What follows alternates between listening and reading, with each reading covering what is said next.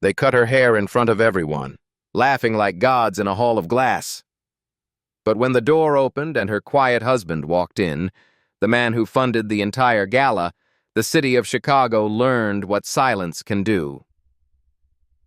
There are rooms in this world that make people forget who they are. Asterion Hall was one of them. A cathedral of light and arrogance where crystal chandeliers whispered wealth and violins played the soundtrack of hierarchy. Elena Cruz wiped the rim of her 21st champagne flute, pretending the blister on her heel wasn't there. She had agreed to cover a friend's shift at the last minute.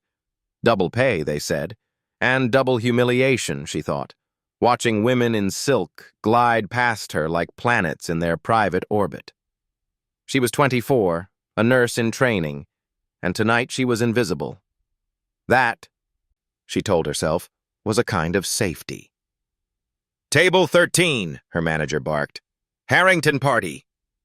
The name alone carried a weight. Harrington North, the real estate dynasty that built half of downtown Chicago and owned the other half.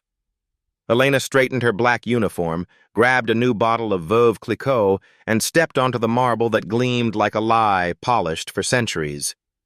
Table 13 was noise dressed in money, 6 young men in suits that looked stitched from power itself. Their laughter sliced through the chamber music like glass. At the center sat Miles Harrington, 28, heir apparent, a man with the face of a magazine cover and the soul of someone who thought empathy was an allergy. "Finally," he said as Elena approached, never looking at her face. He held up his empty glass like a commandment. She poured carefully, hands steady, wrist angled just so. 6 hours on her feet had turned her arm into stone, but she knew the choreography.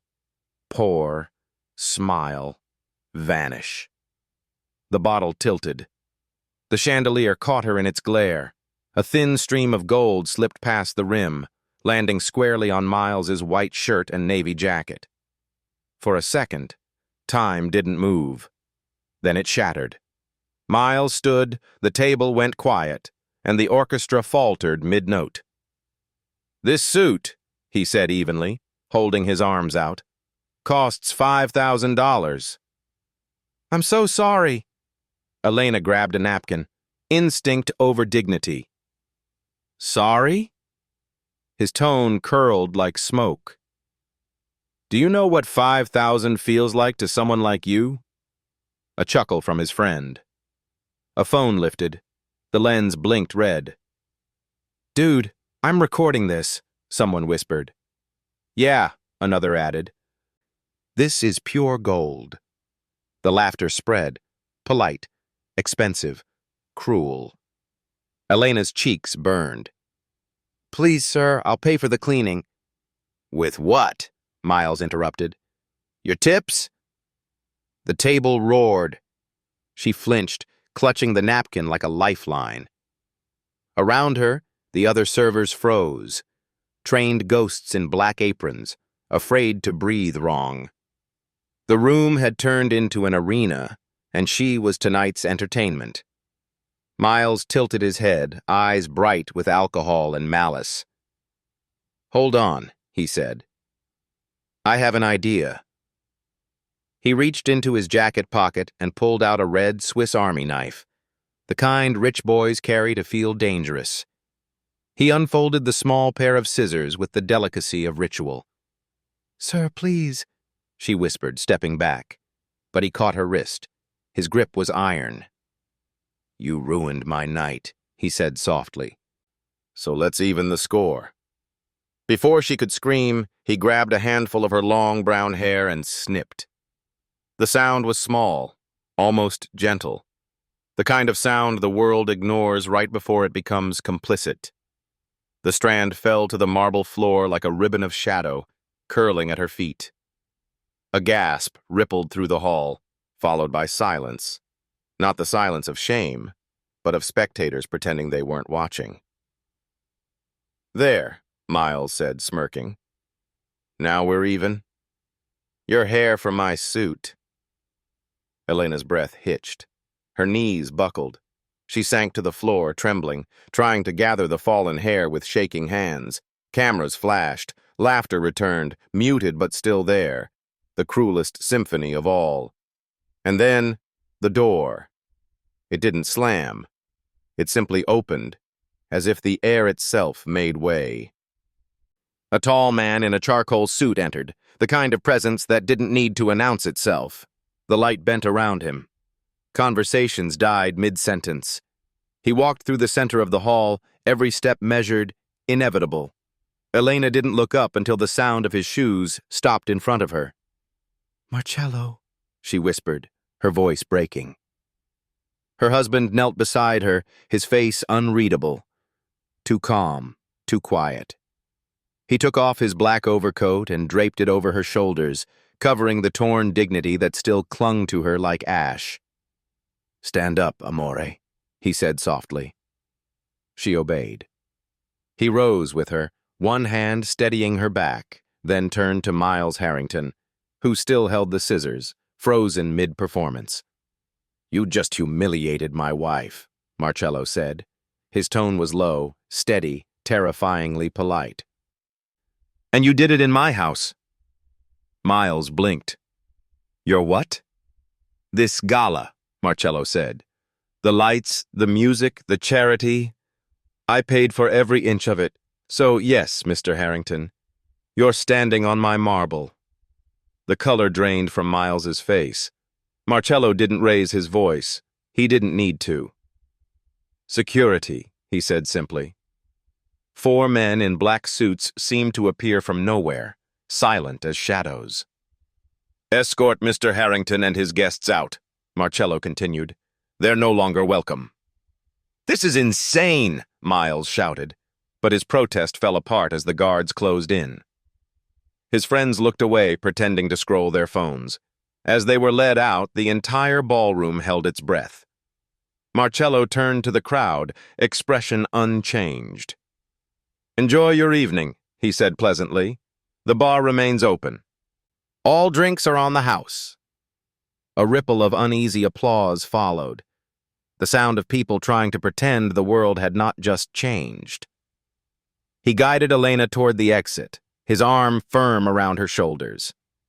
In the reflection of the glass doors, she caught their silhouettes. Her uneven hair, his steady frame, the coat wrapped around her like armor. And for the first time that night, she wasn't invisible. She was the beginning of a storm. The car door closed with a hush that felt like mercy. Outside, Asterion Hall kept glittering as if nothing had happened. Inside the black town car, everything softened. The leather, the hum of the engine, the way Chicago's lights smeared into gold along the river.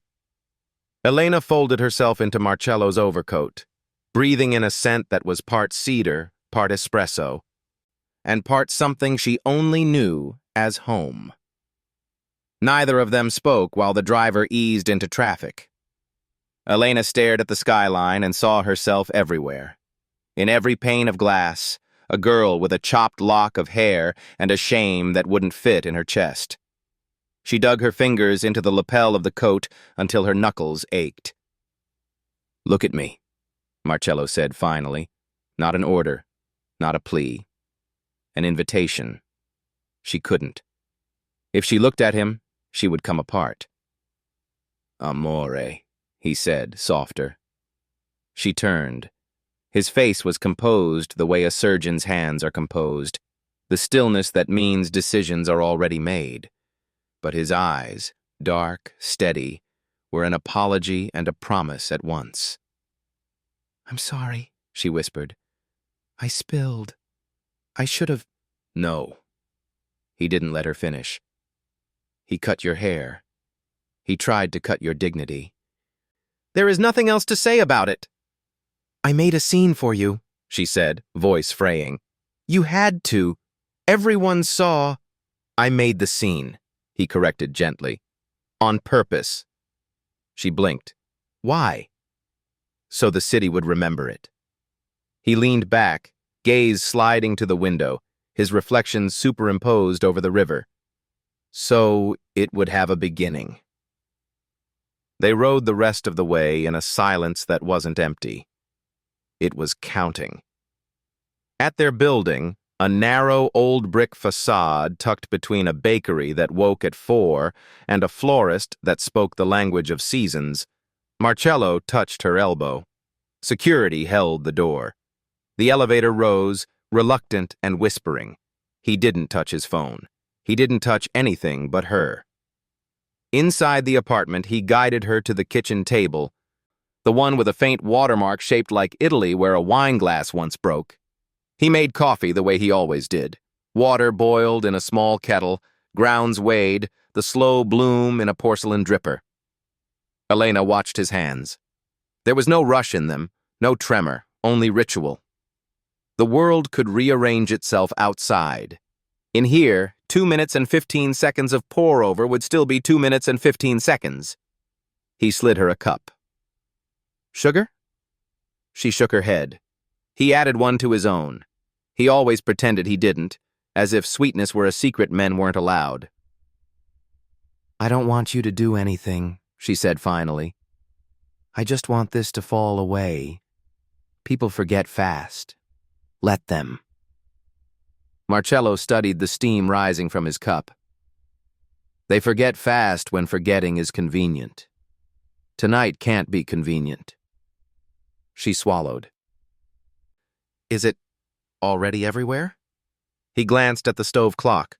11:32 p.m. By morning. A small laugh slipped out, helpless and mean to no one. You sound sure. I'm boring, he said lightly. I believe in math.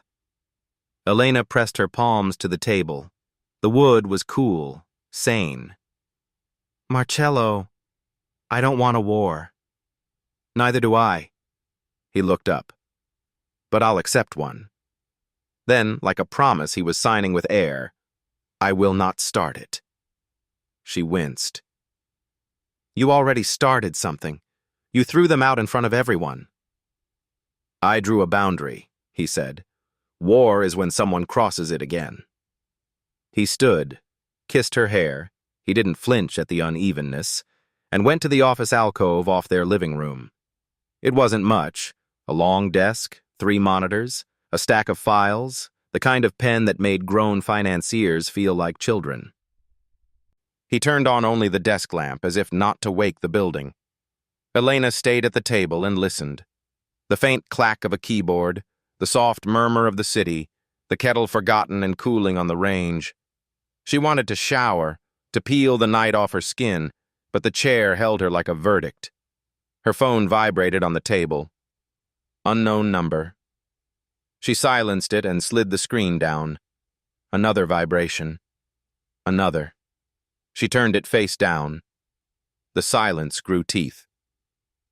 Take mine, Marcello called from the office, not looking away from the screens. Pick up anything with a 312 or 773 if you want. It'll be reporters by dawn. I don't want any of it. I know, he said. You won't have to. What does that mean? It means the scene was theirs, he said, still typing. But the ending is mine. Something cold moved through her. Marcello, she warned. He rose and came back to her, kneeling so his eyes were slightly below hers. It let her choose whether to look down or away. She looked down. Listen to me, he said. I am not angry the way you think I am. I am not playing at outrage. I'm finished. I'm finished with men who treat people as props and learn nothing because nothing holds them to account. And what holds you to account? You, he said simply. It should have felt like flattery. It felt like weight. Tell me this won't get ugly, she said. Tell me you won't become someone I can't find. I can't promise it won't get ugly, he said. Truth is often an ugly guest at beautiful tables, but I can promise I will remain someone you can find. If the room goes dark, follow the coffee. It made her laugh, a broken thing that almost mended. You and your stupid coffee. Yes, he said. Me and my stupid coffee. He returned to the office. She forced herself to stand. The bathroom mirror blinked honest. She tugged the coat tighter and met her own eyes. They were not empty. They were crowded. Rage, shame, grief, a small, hard pebble of something that might one day be pride. She touched the blunt edge near her jaw, and the girl in the glass didn't look away. When she came back, Marcello had one monitor tuned to a local news site, another to market futures, the third to a muted grid of security feeds she didn't recognize until she saw the gilded arch of Asterian's vestibule. He must have owned more than the night. He must have owned the angles. "You kept the footage?" she asked. "It's my building," he said, a non-answer that was also the answer. They kept theirs. He nodded toward his phone. Live streams, clips, edits, poor lighting, rich cruelty. She stepped closer. On the left screen, someone had uploaded a 30-second video, her hair falling, Miles's grin. The caption read $5 grand and a haircut. The comments multiplied like bacteria. "I hate this," she whispered. "I know." He clicked a window closed. "I don't intend to win the internet." "How do you intend to win?" "The city," he said. "The boardroom. The room where permits live. The places that built him." "You can't—" she started and stopped. Because of course he could. Marcello did not claw. He moved structures. "Reginald Harrington thinks cause and effect is a toy," he murmured, reading something only he could see. "So, we will reintroduce him to physics. You're frightening when you talk like that." "I'm careful when I talk like that," he said. "Frightening would be sloppy." He made 3 calls that were barely calls. The words were ordinary. "How are you? Long time, coffee soon." But the pauses did the heavy lifting. He listened more than he spoke. He gave away nothing but implied conclusions. When he hung up, he wrote a single line on a yellow legal pad. "Begin with context." "Context?" she asked, watching his pen. "People think spectacle is the crime," he said. "It isn't. Spectacle is the advertisement. The crime is the habit." He turned the pad so she could see.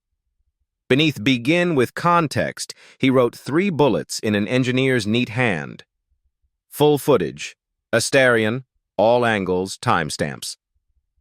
Pattern, prior incidents, settlements, internal culture, protection, workers, suppliers, bystanders, not collateral. Elena traced the 3rd line with her eyes. "Protection," she said. "Promise me that one isn't just a word." "It's the spine," he said. "Nothing we do breaks a back that wasn't built on breaking others." "Say it without poetry," she said. "No innocent jobs," he said. "No scorched earth. We move pieces, not people. If we have to take a building, we leave a better one standing, staffed." She stared at him. "Who are you when you say we?" He hesitated. A small, honest delay. Then, "People who owe me favors. People I've helped without asking their names to be printed on brass. A few who hate the Harringtons for their own reasons and don't mind if justice gets there first." She rubbed her forehead. "This is exactly what I mean. Your world is a maze." "It's a grid," he said mildly. "You just haven't seen the legend." Her phone buzzed again. This time it was her manager from the diner in Pilsen, the place that smelled like butter at 6 in the morning and clung to her clothes. She answered. "Mija," her manager said, voice full of cotton and knives. "I saw it. Don't come in tomorrow. Take the week. I'll pay you for the shifts." "You don't have to." "I want to. You hear me? You are not a headline in my kitchen. You are Elena, who knows the regulars' birthdays and how Mr. Garcia likes his eggs like a negotiation. Take the week." Elena swallowed the ache. "Gracias." When she hung up, she found Marcello watching her over the monitor's edge. He'd heard enough to understand, not enough to intrude. "You have people," he said quietly. "That is a wealth no one can calculate. What if I don't want to be the girl in the video when I go back?" "You won't be," he said. "You'll be the reason the next girl doesn't become one." A small ember took root under her breastbone. Possibly pride. Possibly terror. Near midnight, the first statement appeared. Harrington North expresses regret over an unfortunate incident, fueled by alcohol and high emotions. It was written in the clean aloe language of expensive attorneys. It apologized to no one and admitted nothing. Marcello read it once, then turned off the monitor with the statement on it as if dimming arrogance were a light switch. He looked at Elena. "They have chosen their beginning," he said. "What's ours?" "Context," he said again. Then consequence. Then culture. She exhaled. "And mercy?" He didn't answer for a beat. When they remember the difference between apology and repentance. She stood and crossed to him. He let her climb into his lap like they were years younger, like bodies could be shelters. He rested his forehead against her sternum, as if listening for the pledge inside her heartbeat. "I'm scared," she said. "I am too," he admitted. "Fear is a good boundary rider. You promise not to disappear into this?" "I promise to come home each night with coffee on my breath," he said. "I promise that when I sharpen anything, it will be a pencil first." She smiled against his hair. "You're ridiculous." "Yes." He lifted his head. "And I am also, unfortunately, very good at this." "Tell me the line again," she said, a little defiantly, as if saying it out loud would give her power over it. He met her eyes, the look that had first convinced her she could grow old inside it. "The scene was theirs," he said, voice even. "The ending's mine." "Make sure it's an ending I can live in," she said. "It will be an ending," he said. "You can walk into alone." They went to bed near 1, the city still awake without them. In the dark, Elena lay on her side, facing the window. She could make out the outline of the old church across the street, the one that tolled too loudly on Sundays and made the pigeons reenact panic. Marcello's arm found her waist. He didn't pull, he just placed it there, an anchor with no chain. At 5:46 a.m., phones began to ring. Theirs, the city's, the ones that live in servers and servers that live in basements, all agreeing that something had happened. Overnight, the clip had cleared 1 million views. By 7:10, At 7:32, a local morning show replayed it with grainy zoom and pastels. By 8:05, a rival network aired a clean angle. Clearer audio, Elena's breath catching heard by a nation that didn't know what to do with the sound. Elena sat at the kitchen table in Marcello's t-shirt, hair tucked behind one ear, the overcoat still around her like an oath. She scrolled. Hate mixed with halo. Pity mixed with rage. People wrote think pieces in the time it takes to burn toast. She wanted to hurl the phone into Lake Michigan. Marcello set a plate of toast in front of her and, beside it, an index card with his block letters.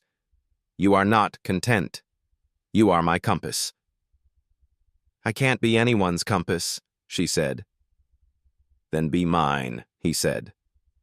"One person is enough." His phone lit. A name. He didn't show her, but he didn't hide it.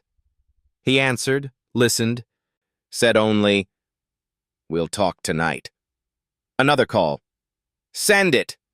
A third. "No, not yet. Start with context." He put the phone face down. "I need to go in," he said, meaning into the day, into the grid, into whatever rooms made other rooms tremble. Elena nodded, then caught his hand. "Promise me, if at any point you can choose humiliation or reform." "I choose reform," he said without thinking. "Every time." And if humiliation is the only language they understand, then we teach them another language first, he said. Louder. She let him go. At the door, he paused, looked back. There was a flash of the boy he might have been if the world had never taught him that softness needs armor. He lifted 2 fingers in a small salute he only used with her, half ridiculous, half holy. When the door shut, Elena rested her forehead on the cool window. Down on the street, a bus hissed, a cyclist swore, the florist watered rows of white lilies like apologies. The city was itself, busy and unastonished. She was not. In the glass, the uneven edge of her hair gleamed like a new line on a map. She followed it with her eyes until it ended at her jaw, the place where a girl becomes a decision. Behind her, on the table, the index card waited. You are my compass. She turned, picked it up, and slid it into her pocket like a talisman. Okay, she said to the empty room. If you're writing the ending, then I'll write how we walk to it. Outside, Chicago brightened a notch. Somewhere between permits and press calls, between computers and men who thought marble meant immunity, a quiet owner began to move pieces, and in a 3rd-floor apartment above a stubborn bakery, a woman stitched herself around a wound she refused to let define her, a seam so precise you could call it courage. By sunrise, Chicago had already made her a spectacle. The clip, 32 seconds of humiliation framed by chandeliers, had leapt from private chat groups to morning television before the coffee finished brewing. It was everywhere. The Waitress incident, the champagne girl, the $5,000 haircut. Every station played it with the same moral tone but different music. Every influencer claimed to know the real story, and every stranger had something to say about what a waitress should or shouldn't have done. By 8:30, Elena's phone had drowned in notifications. You're a hero. You should sue. Maybe don't play victim. Accidents happen. You should be grateful he didn't hit you. And then the worst one. The one that came from a number she didn't recognize but knew too well. Apologize, and we'll cover your rent for a year. Elena dropped the phone into her coffee mug. It hissed once, shorted out, and died. Marcello, standing by the window, didn't flinch. That, he said quietly, was a statement. She turned. What kind? The right kind. He hadn't slept. The dark half-moons under his eyes made him look almost fragile, but there was a stillness in his shoulders, the kind of stillness that precedes movement. A storm's first inhale. Amore, she said softly. I'm not built for this. No one is, he said. But the world makes us architects of pain. We decide whether we build walls or bridges with it. He turned back to his phone. They want silence. We'll give them sound. At 9, his first call went to Asterion Hall's management board. Pull the security logs, he said. All of them. No cuts, no edits. Mr. Vitale, You can deliver them to my office, he interrupted. Or to the press, your choice. At 9:15, a second call. The Tribune. He didn't send the video, not yet. He sent a quote. What happened last night wasn't an accident. It was a pattern wearing a tuxedo. At 10, his attorney, Ms. Lorenz, arrived. Gray suit, gray eyes, voice like cold tea. You want exposure or leverage? She asked. Both, Marcello said. Pick one first. Exposure, he replied. Then leverage. Lorenz sighed. They'll come after her, you know. Every part of her life will be picked clean. I know. And you'll let it? No, he said. I'll control it. Then we need footage. Context. Witnesses. Already collecting. She blinked. How? Marcello poured her coffee. Because it's my building. By noon, the first ripples reached the Harringtons. In their glass tower overlooking Lake Michigan, Reginald Harrington was reading headlines with the faint amusement of a man too rich to feel consequence. Miles, he said, waving the tablet, what did you do this time? Miles slouched in the leather chair, hair perfect, arrogance intact.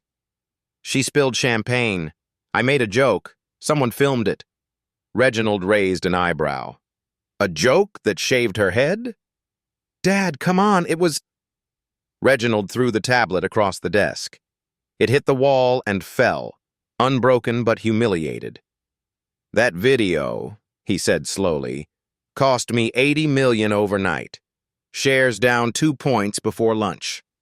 You humiliate the help, fine. You humiliate the family name. You dig your own grave.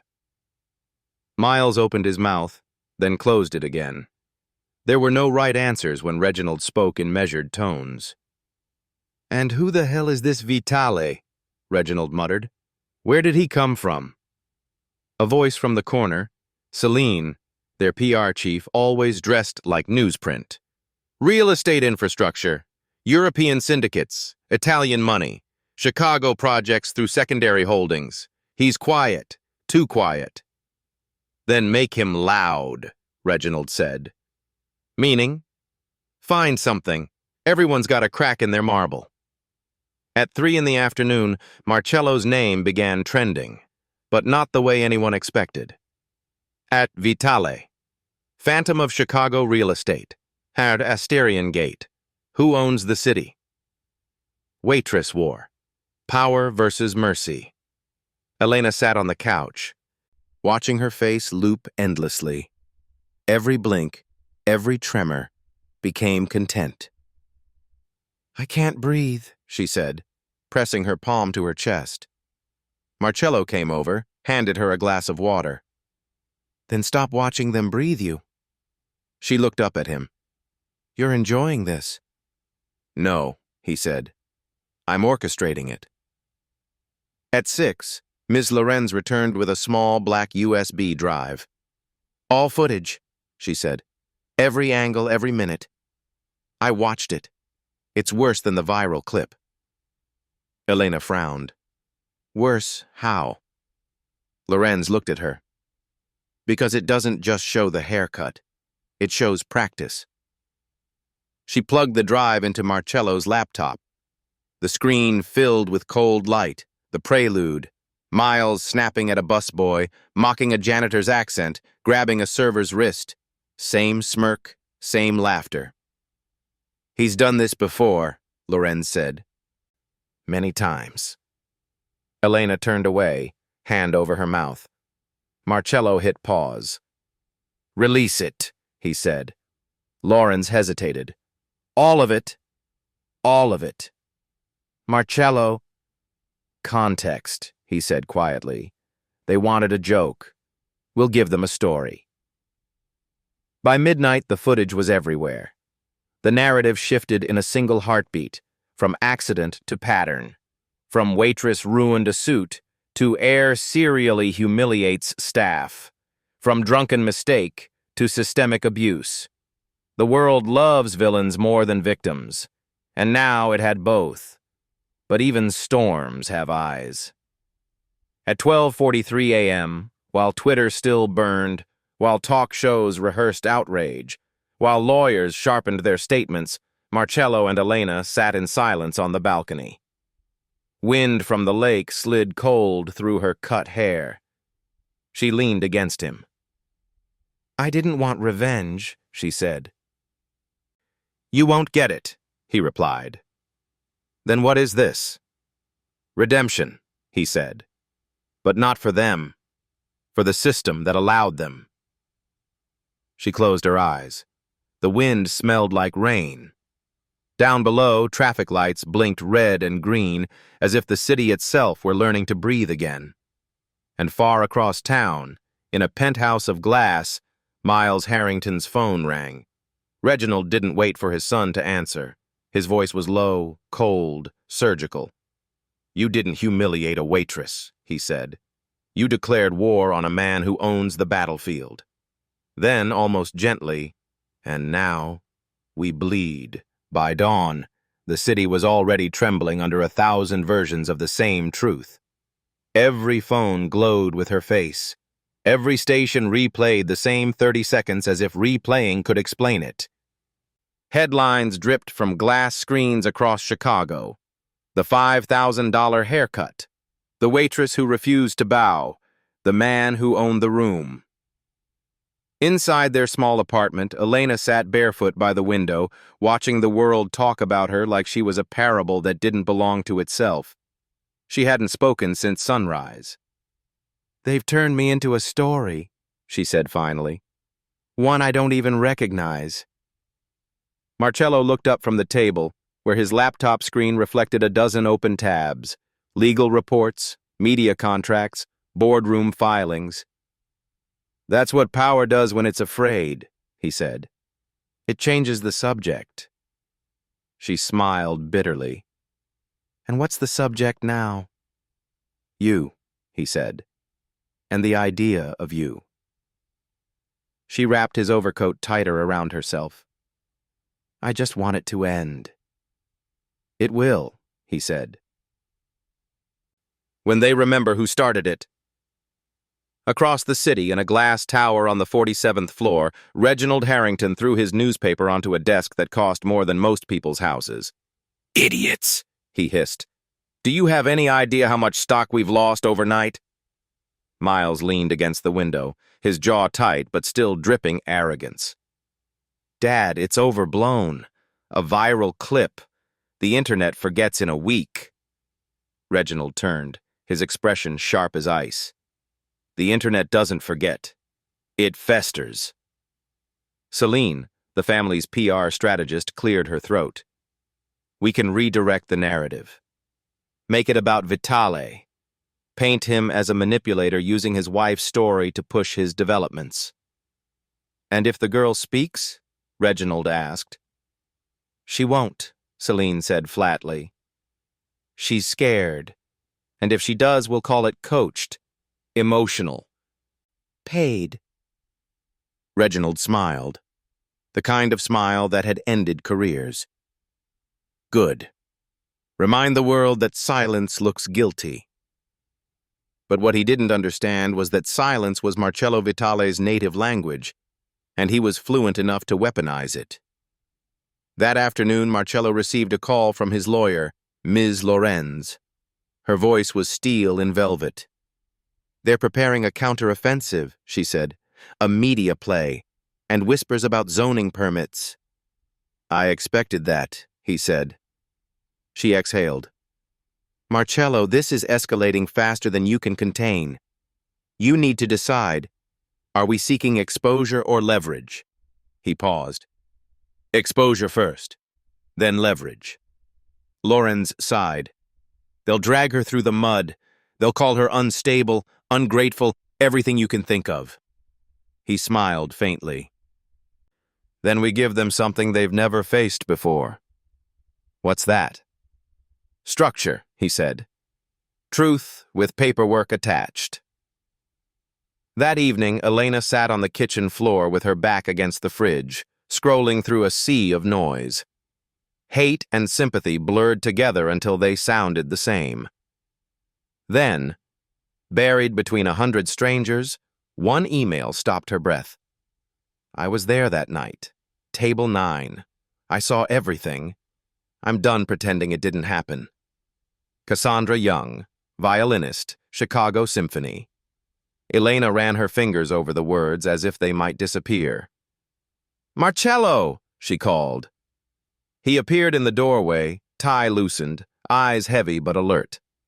She showed him the message. He read it once. "Good," he said. "She'll speak. You won't." "I don't want anyone to speak for me," she whispered.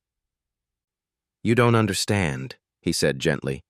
"You've already said everything you needed to, just by surviving it." She looked up at him, her voice cracking. I don't want to be a symbol. He knelt, took her hand. Symbols don't get to choose, Amore, but they can decide what they stand for. That night in the apartment that smelled of rain and espresso, the air grew thick with unsaid things. Elena stood in front of the bathroom mirror, running her fingers through the uneven ends of her hair. Marcello appeared behind her reflection.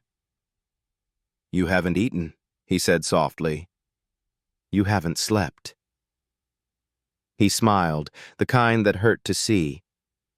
Because I can't, not until this city learns your name means more than pity.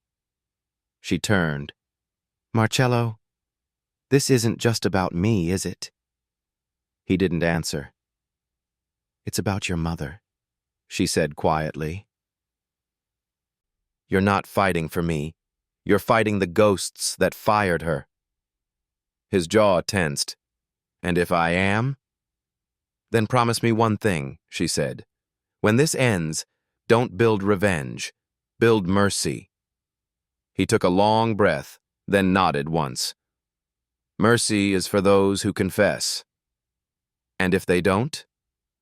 Then, he said, I'll make confession profitable. By midnight, the storm outside found its echo inside the city's heart. Protesters gathered under the Harrington Tower, signs flashing under cold rain. Dignity is not a drink tray. No one cuts our hair again. Reporters shouted into microphones. The footage played on 1,000 screens above them, like a wound that refused to close. In a cafe across the street, Cassandra Young, the violinist, hit send on her public statement. I was there. I saw it. And I saw men laugh while a woman's humanity was cut for sport. By morning, #Cassandra Speaks trended beside #Elena Speaks, and Reginald Harrington realized too late that silence was no longer his ally. At dawn, the rain stopped.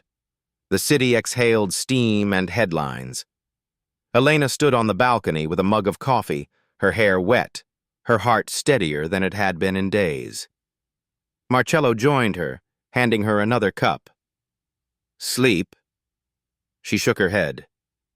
Dreamed of scissors? Dream of pens instead, he said. They cut deeper. She smiled faintly. You really think you can rewrite what happened? He looked toward the skyline where the Harrington Tower caught the sunrise like a blade. I don't want to rewrite it, he said. I want to make sure no one else gets written over. And as the city stirred awake beneath them, sirens, traffic, headlines, the storm didn't end. It simply changed form. The fault lines had opened, and from them, something new was beginning to grow. The rain had stopped, but the city still smelled like metal and aftermath. Chicago woke to a new kind of quiet, the kind that hums before a verdict. In the early light, Elena sat at the kitchen table, fingers wrapped around a mug gone cold. Her reflection in the window looked older, sharper, almost like someone else entirely. Behind her, the television whispered fragments of her life. New footage confirms the Harrington heir's pattern of abuse. Vitale's silence raises questions about his true motives. The waitress turned symbol of working-class dignity. She turned it off. The silence was kinder. Marcello entered, sleeves rolled, expression unreadable. You're on the cover of the Tribune, he said softly. Front page, above the fold. She didn't look up. They don't see me. They see their reflection. He studied her. And what do you see? She smiled without warmth. Collateral damage. By noon, the Harrington Tower resembled a corporate siege. Security lined the marble lobby. News vans clogged the street. Inside the boardroom, Reginald Harrington watched his empire bleed red numbers across the projector screen. Stop the leak, he barked. Before we drown! Celine, pale and precise, clicked to the next slide. Public trust has evaporated. Our contracts are under review. Half our investors want out. Reginald gripped the table. And Vitale? He's playing God, she said. Controlling perception, shaping narrative, moving pieces we can't see. If we're not careful, he'll buy us out before the quarter ends. Miles slammed his fist on the table. Then let's hit back. Press, politics, I don't care. We'll expose him. Expose what? Celine asked coldly. That he protects his wife better than you protect your reputation? Reginald glared. No. We expose what kind of man he really is. And with that, the Harrington counterattack began. That evening, Channel 8 News aired a special investigation. The Secret Empire of Marcello Vitale. A deep voice narrated over ominous strings. An Italian-born investor with ties to offshore accounts, hidden properties, and mysterious foundations. Is he a savior of the working class? Or something far darker? Images flickered. Shadowed boardrooms, blurred photos, old rumors stitched into coherence.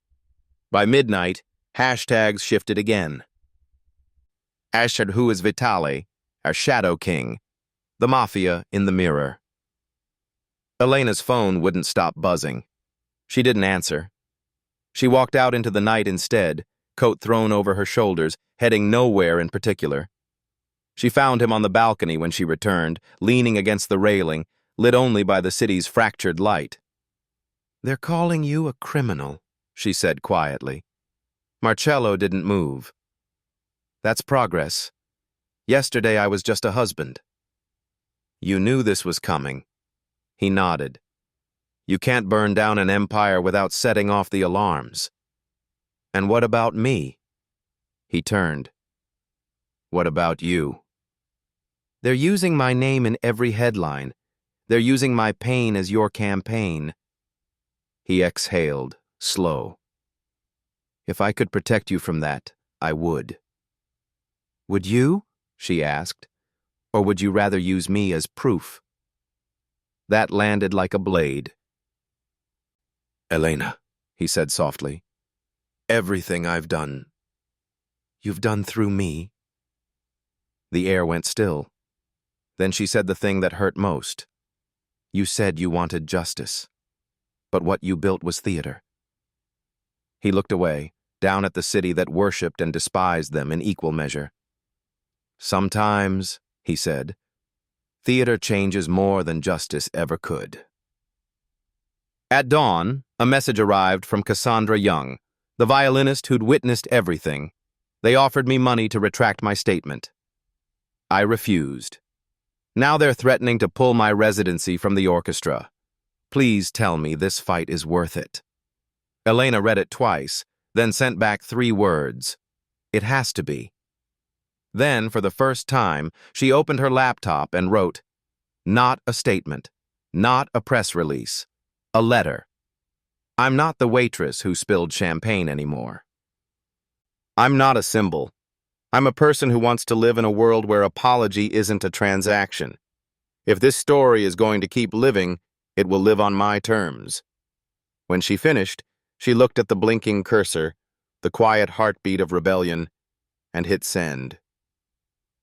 The next morning, the Tribune ran it in full. Front page headline, Elena Cruz breaks her silence. Dignity is not for sale.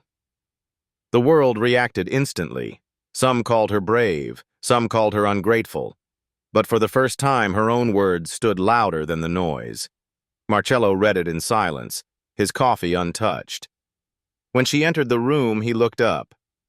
You didn't tell me, he said. I didn't need your permission. He smiled faintly. No, you didn't. Do you hate me for it? He shook his head.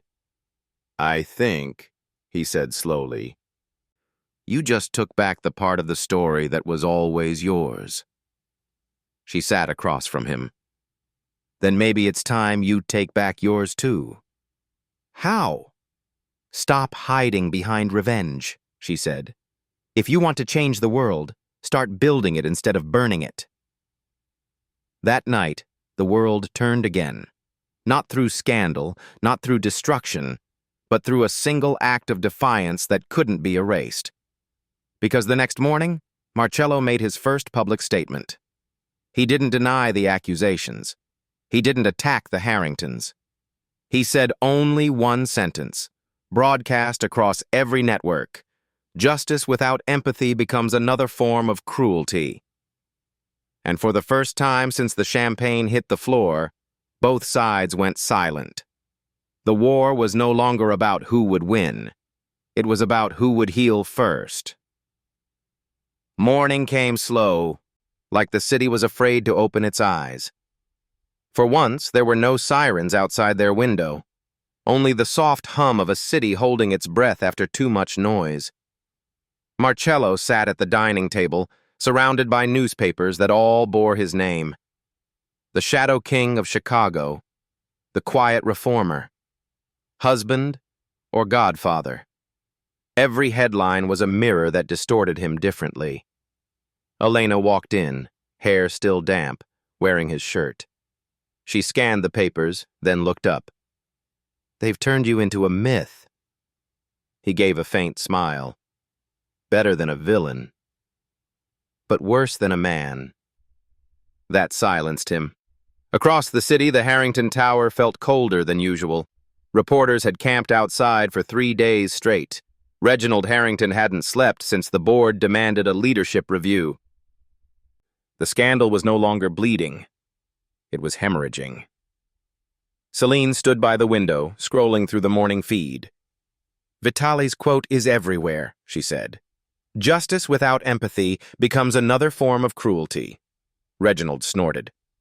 Poetry from a criminal. Actually, Celine said, it's working. Public sentiment's shifting. They're tired of outrage. They want meaning, and right now he's giving it to them. Miles, pale and trembling, muttered, So what do we do?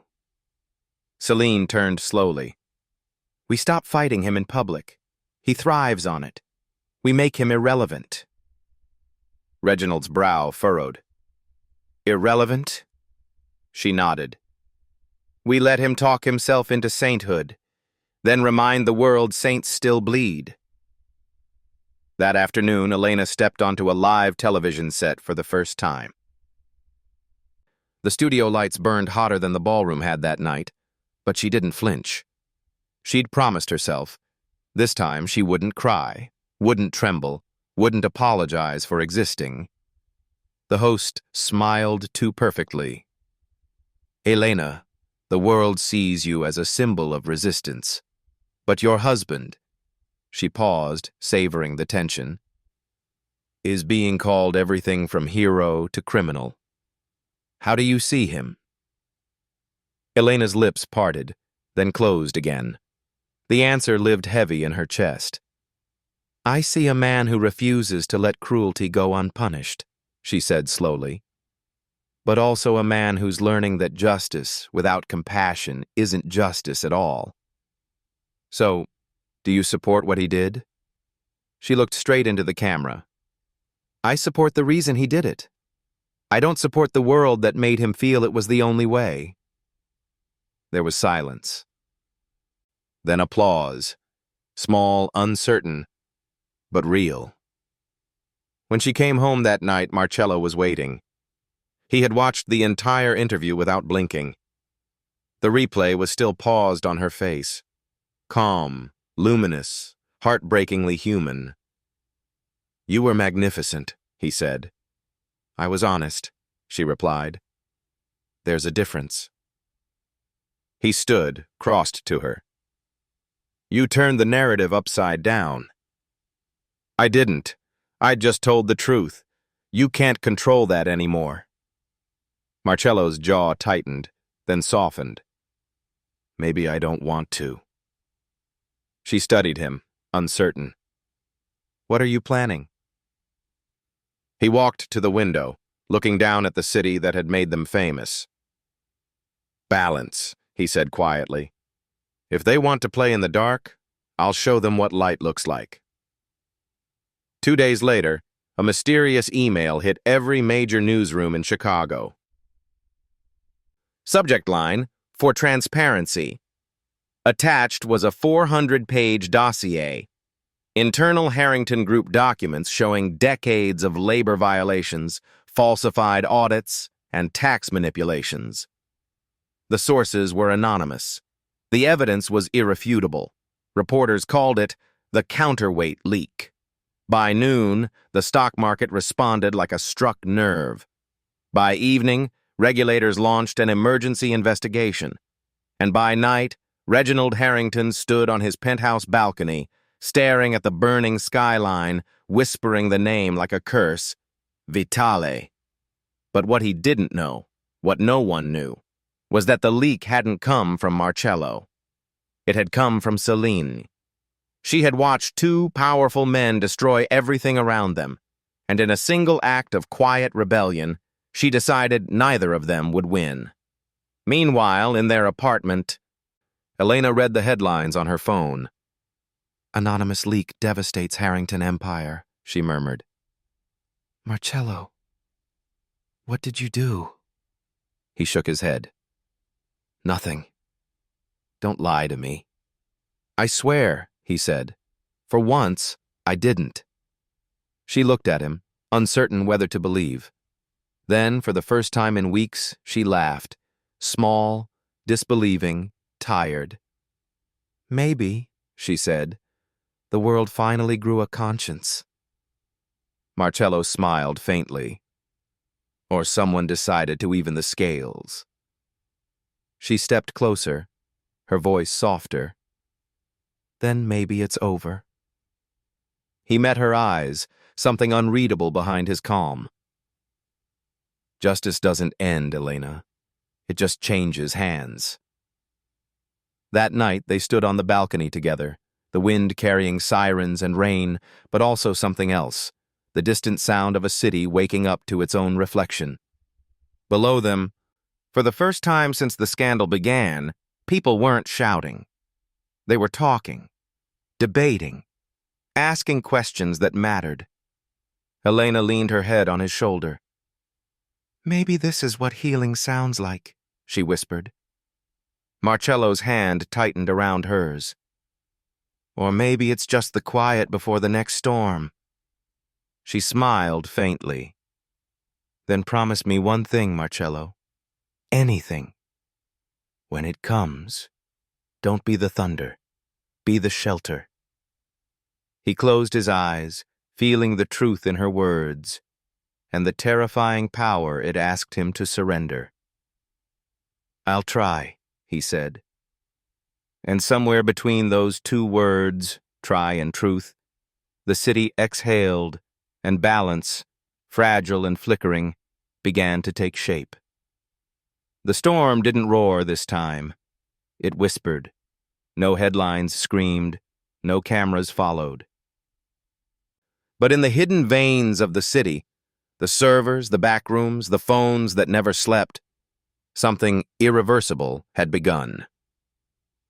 At 3:07 a.m., an encrypted file labeled "The Counterweight" landed in the inboxes of every major journalist in Chicago. It contained no signature, no threats, no demands, only proof. Scans of falsified audits, secret payouts, labor contracts rewritten in invisible ink, decades of rot sealed behind gold doors. Every page smelled like the truth had finally run out of patience. By morning, the world had a new villain, and it wasn't Marcello Vitale. It was Reginald Harrington. Stock tickers bled red, banks froze accounts, investors vanished like smoke in a cold wind. And yet, in Marcello's apartment, the mood was quiet. Too quiet.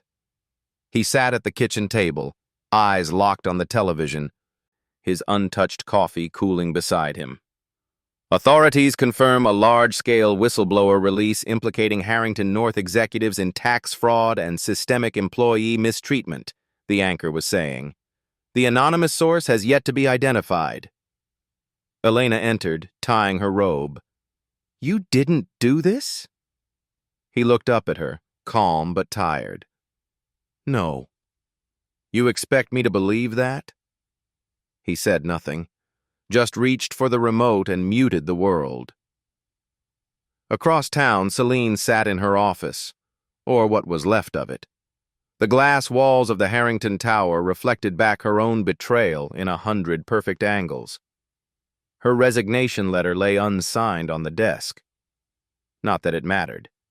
By now, her name was already on every internal memo. Leak suspected from within. Possible legal action pending. She stared at the skyline. It had to be done, she whispered. Her assistant knocked. Ms. Pierce, legal wants you downstairs. Tell them I'm busy. With what? Celine looked down at the thumb drive on her desk, the one that had started all of this. Finishing the truth, she said. Then she opened her laptop and began drafting her own statement. Not to the courts, not to the press, but to the people who had been invisible all along. For years, I helped silence those who couldn't afford to speak. I called it strategy. It was cowardice. Today I return their voices, not as revenge, but as repair. She hit send. Within minutes, it spread. Within hours, it ignited. And by noon, the story wasn't about betrayal anymore. It was about courage disguised as treason. At the same time, Elena was pacing their living room, scrolling through her phone. Selena Pierce, she murmured. She's the leak. Marcello froze. What? She admitted it. She says she couldn't live with the lies anymore. He took the phone from her hand, reading in silence. The article was everywhere. The woman who undid the empire. For the first time in weeks, Marcello smiled, faintly, almost mournfully.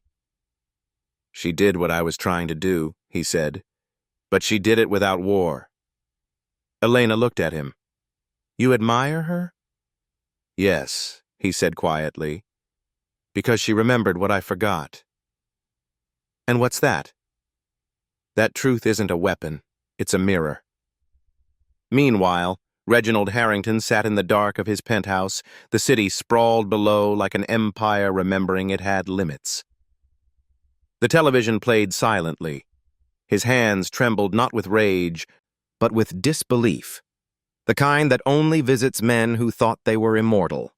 Miles stood near the bar, pale and sweating. We can fix this, right?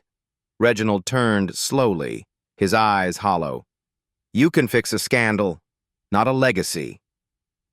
The silence between them was long and final.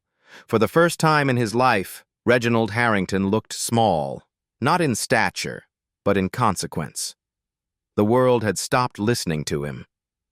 That evening, Marcello and Elena took a walk by the river. The sky above the water was bruised gold, and the air smelled like something ending. Reporters shouted his name from across the street, but he ignored them. You could clear your name now, Elena said quietly. Go on record. Tell them you didn't leak anything. He shook his head. And steal her victory? No. She doesn't want victory. She wants peace. He looked at her then, really looked, as if seeing the reflection of everything he'd built and broken in her eyes. So do I, he said. They stood there in the wind, two people finally unarmed. At midnight, the city skyline shimmered with breaking news. Harrington North under federal investigation. And in the shadows beneath those letters, Celine Pierce left her office for the last time. No police waited outside, no reporters, just the hum of quiet rain. She walked down the marble steps and into anonymity with a strange calm, the kind that comes when you finally step out of someone else's story. Back in the apartment, Elena sat by the window, watching the city lights dance like distant fireflies. Marcello joined her, setting down 2 cups of coffee. She won, Elena said. He nodded. No, We did. All of us who remembered to feel something. Elena smiled softly. You think this is over? He exhaled. No, but it's balanced. She leaned against him, her voice almost a whisper. Then maybe balance is the closest thing to justice. He pressed his lips to her temple. And mercy, he murmured, the closest thing to peace. Outside, Chicago glowed, wounded, awake, alive. The war had ended not with a bullet, not with applause, but with a single act of conscience that turned power against itself. And in that quiet, between endings and beginnings, the world exhaled. Finally light enough to start again. The city didn't celebrate victory. It simply went quiet, the way a battlefield does after the last echo fades. No fireworks, no parades, just headlines that read like tombstones for men who thought their names would last forever. Harrington North dissolves. Federal probe reveals culture of abuse. Celine Pierce under investigation for corporate leak. Justice had arrived, not as thunder, but as consequence. And consequence, as Elena had begun to understand, was never clean. Celine's trial began 3 weeks later. The courtroom was sterile. Pale wood, colder air, and too many cameras waiting to make morality a spectacle again. Celine sat alone at the defense table, her hair tied back, a white blouse against the gray. She didn't look like the woman who'd once commanded PR empires. She looked like someone who had finally stopped pretending. The prosecutor's words cut through the hush like a blade. Miss Pierce knowingly breached confidentiality, distributing proprietary data with the intent to harm. Celine's lawyer rose. She didn't intend to harm. She intended to heal. The judge looked up. The court does not adjudicate intent. It adjudicates law. For a moment, Celine smiled, small, rueful. Then maybe the law should learn intent, she whispered. Across the aisle, Marcello and Elena sat quietly, uninvited but unashamed. Elena had insisted on coming. She deserves to see that someone remembers why she did it, she'd said. Marcello hadn't argued. He only watched the woman who had, in one motion, toppled a dynasty and rewritten a city's conscience. When the verdict was read, guilty of breach, suspended sentence, no prison time, the room exhaled. Celine simply nodded, as if she had already rehearsed it in her heart. Outside the courthouse, microphones waited. "Do you regret it?" someone shouted. Celine stopped on the steps, looked at the crowd, and said the only sentence that mattered. You don't regret truth. You regret waiting too long to tell it.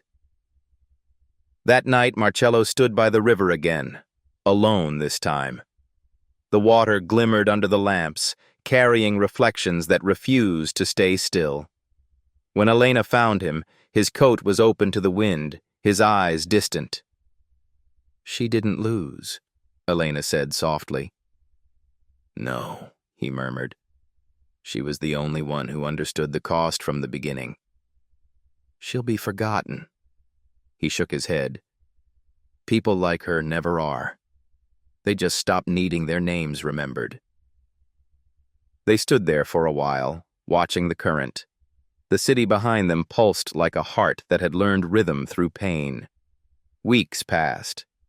Life, stubborn and quiet, began again. Elena returned to her old diner for the first time. The morning light hit the counter the same way it always had, but she wasn't the same woman who used to polish it. Customers whispered, not cruelly, curiously. Some smiled, some avoided her eyes. But when old Mr. Garcia ordered his usual coffee, he said softly, "I'm glad you came back. The city missed your calm." She smiled, genuinely this time. "Calm's all I have left." That wasn't true. She had something rarer now, dignity that no longer needed defense.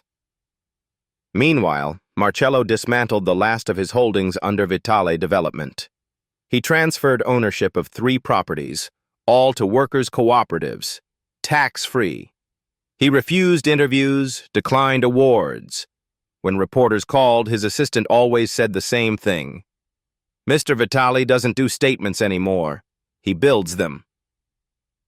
By the end of the month, no one called him a savior. They called him something else.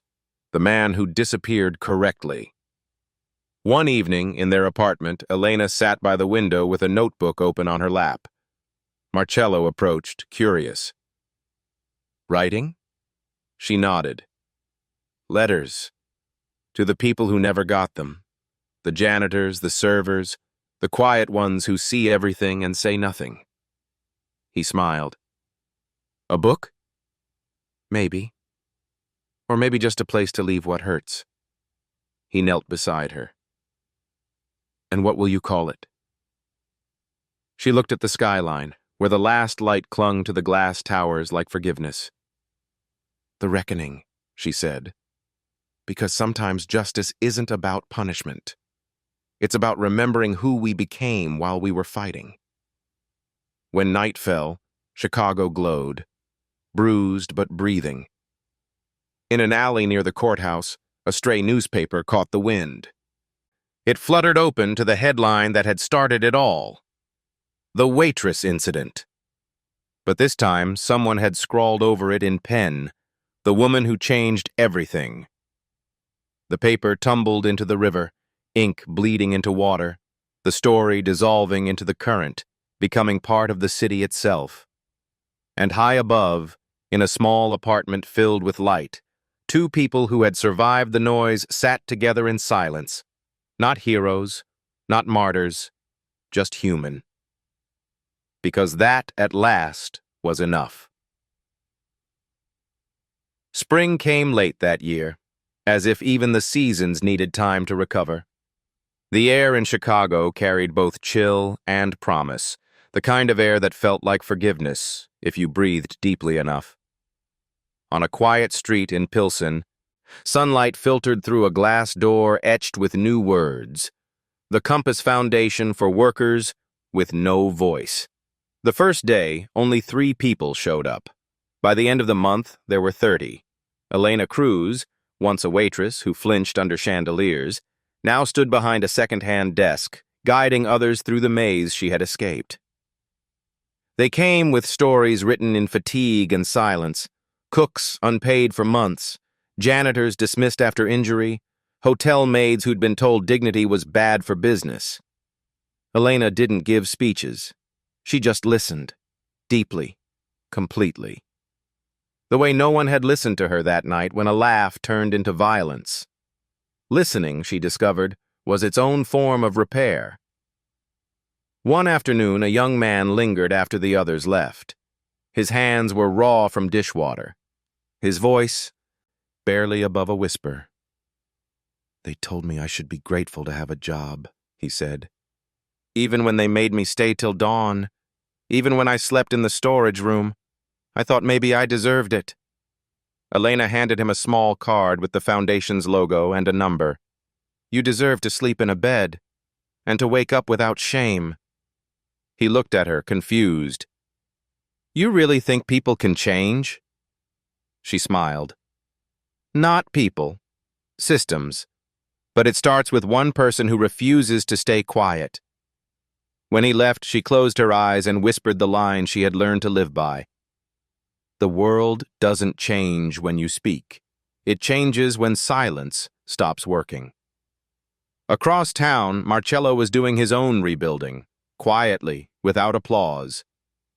The Vitale group no longer existed, at least not in the way it once had. He had dissolved the old hierarchy, replaced it with something radical, transparency. Every project he owned was now under co-management with workers' councils. Every contract published online. Every profit shared. When a journalist finally tracked him down outside a construction site, microphone trembling, they asked, "Are you doing this for redemption?" Marcello smiled faintly. No. For balance. Do you miss power? He looked at the cranes swinging above the skyline. Power is a temporary guest. Balance is the house. That night, he visited the Compass Foundation unannounced. Elena was still there, sorting files by lamplight. You shouldn't be working this late, he said gently. She didn't look up. Says the man who rebuilt half the city from scratch. He chuckled, sat across from her. You've done more. You built something that actually breathes. She leaned back, exhausted but luminous. Do you ever think we were just chosen by circumstance? Maybe, he said. Or maybe we were just the only ones awake when the world needed witnesses. They sat in silence, the kind that feels like prayer. Outside, the city moved softly. Footsteps on pavement, trains in the distance, life continuing like a sentence rewritten but unfinished. Weeks passed. The foundation grew. Donations arrived from places Elena couldn't imagine. Small checks from waitresses in Ohio, handwritten letters from janitors in Manila, even a quiet wire transfer with no sender name, though she suspected she knew whose hands had sent it. Each note carried the same sentiment. Thank you for reminding us that being invisible doesn't mean being powerless. She pinned them to a corkboard above her desk until it became a mosaic of gratitude, a map of every soul who had refused to disappear. One evening, she walked home alone, cutting through the old district where the Belmont once stood, the restaurant where everything had begun. It was gone now, replaced by scaffolding and the low hum of renewal. She stopped before the fenced construction site and saw a small sign on the gate. Future home of the Belmont Community Kitchen, sponsored by Vitale Holdings and the Compass Foundation. She smiled through tears. The same floor where she had once mopped humiliation now promised warmth and bread for others. The wind off Lake Michigan carried her hair across her face, and for the first time, she didn't tuck it away. She let it move freely, uneven, imperfect, honest. At home, Marcello was waiting by the window. He turned as she entered. You went back, he said softly. Yes, she replied, and it didn't hurt. He smiled, relief flickering behind his eyes. Then it's really over. No, she said, crossing to him. It's begun. He took her hand. Then where do we go from here? She looked out the window, where the city lights shimmered like slow lightning, full of ghosts and new beginnings. Forward, she said, but quietly this time. That night, as they stood together overlooking a city that had learned to listen, Elena whispered the words that would one day be engraved on the foundation's door. Mercy is the architecture of justice. And in that moment, with the skyline breathing gold and the river below whispering its endless hymns, the noise of power, the weight of revenge, the ache of survival all folded into something softer. Peace. The kind that doesn't shout. The kind that stays. 5 years later, Chicago had changed. Not loudly, not suddenly, but like the slow mending of a bone that had once been broken and learned over time how to bear weight again. The skyline was the same, glass towers catching dawn. Yet something invisible had shifted beneath it. People spoke to each other differently now. Not softer, but truer. As if every story, no matter how small, carried the echo of one that had almost been buried. And somewhere in that quieter city, the Compass Foundation still stood, now 3 floors tall, with walls the color of morning and a smell of warm coffee that never left. Elena Cruz unlocked the door at 6 a.m. as she always did. Habit, not duty. The first light of spring crept through the windows, glancing off framed letters from strangers whose lives had changed because she once refused to stay silent. You helped me leave the hotel that broke me. I started a union in my cafe. We named it Compass South. My daughter says she wants to be like the lady who spoke when it mattered. She read them every week, not to remember pain, but to remind herself what love looked like when it learned courage. A volunteer passed her in the hallway. "Morning, Ms. Cruz," he said, smiling. "We've got a call from the new shelter on 18th Street. They want training for their staff." Elena smiled. "Tell them yes." "Always yes." Her voice had changed, lower, steadier. There was no trace of the girl who'd once whispered apologies between tables of marble and crystal. There was only a woman who had found the grace in her own gravity. Across town, a different kind of construction was underway. The Belmont Community Kitchen, born from the ashes of that infamous restaurant, now fed hundreds every week. Free meals, open classes, job training. Its walls bore no portraits of donors, only photographs of hands, cooks, cleaners, dishwashers, servers, the anonymous saints of every meal. On the top floor, a brass plaque read, "In honor of everyone who served with dignity when the world forgot to." Beneath it, Marcello Vitale stood in silence, inspecting the final beam before it was sealed. He no longer wore suits. The city no longer whispered about him. To most, he was just Marco, the quiet man who helped rebuild kitchens, libraries, and shelters, never taking credit, never staying for applause. When reporters tried to find him, they found blueprints instead, foundations and bridges signed only with an M, written in neat, patient script. He had, at last, mastered the art of being present without performing. That evening, Elena returned home, shoulders heavy with the calm exhaustion of someone living truthfully. The apartment was smaller now, simpler, walls lined with books instead of screens. Marcello was at the stove, making coffee the same way he always had, quietly, precisely, as though balance could be brewed. She kissed his shoulder. "You never change." He smiled. "That's what you love about me." "No," she said softly. "It's that you changed in all the ways that mattered." They sat together at the table, the same one that had once borne tears, headlines, and silence. Now it bore peace, and 2 mugs, both half full. Outside, the city glowed against the river like a promise kept. Later that night, Elena wrote her final letter, not to anyone specific, but to time itself. Her handwriting had softened with age, her words no longer sharp, just clear. There was a night when the world tried to define me by the cruelty it saw. I let it for a while. Then I learned that the most dangerous kind of silence is the one that convinces you your story is over. But stories don't end when justice arrives. They end when mercy does.